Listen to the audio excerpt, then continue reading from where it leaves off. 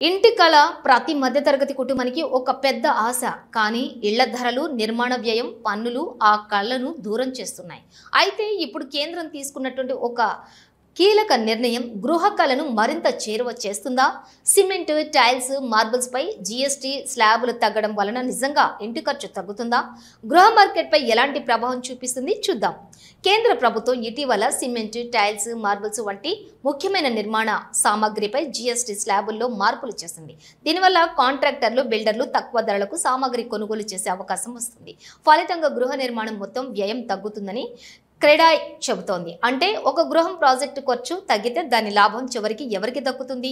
సహజంగానే ఇంటి కొనుగోలుదారులకే. సరఫరాదారులు ధరలు తగ్గిస్తే అదే తగ్గుదల బయర్స్ కి కూడా ఇవ్వబడుతుంది. తుది ఇంటి ధర తగ్గడం వలన జీఎస్టీ స్టాంప్ డ్యూటీకి కూడా తగ్గుతుంది. అంటే ఒక ఇల్లు కొనుగోలు చేసే సమయంలో బయర్ చెల్లించాల్సిన మొత్తం తగ్గిపోతుంది.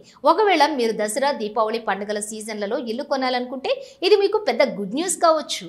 2025 తొలి 6 నెలల్లో విలువ పరంగా ఇళ్ల అమ్మకాలు పెరిగాయి, కానీ యూనిట్ల పరంగా తగ్గాయని ఆయన చెప్పుకొచ్చారు. అయితే తాజా నిర్ణయంతో మళ్లీ గృహాలకి డిమాండ్ పెరుగుతుందని ఆశాభావం వ్యక్తం చేశారు. ప్రస్తుతం 45 లక్షల లోపు ఇళ్లకు జీఎస్టీ 1% మాత్రమే. అంతకంటే ఎక్కువ ధరల ఇళ్లకు 5% జీఎస్టీ పడుతోంది. పన్నుల తగ్గింపు వల్ల ఇళ్లకు డిమాండ్ పెరుగుతుంది. ప్రత్యేకంగా మధ్యతరగతి ప్రజలకు ఇది చాలా ఉపశమనం ఇస్తుంది. ఒక ఇంటి కళ ఇప్పుడు కొంచెం దగ్గరైందని చెప్పుకోవచ్చు. జీఎస్టీ తగ్గింపు, వడ్డీ రేట్ల సడలింపు, మార్కెట్ సపోర్టివ్ పాలసీలు ఇవన్నీ కలిపి రాబోయే పండుగ సీజన్లో గృహ మార్కెట్కి ఊపునివ్వనున్నాయి. ఇప్పుడు మీ అభిప్రాయం ఏంటి?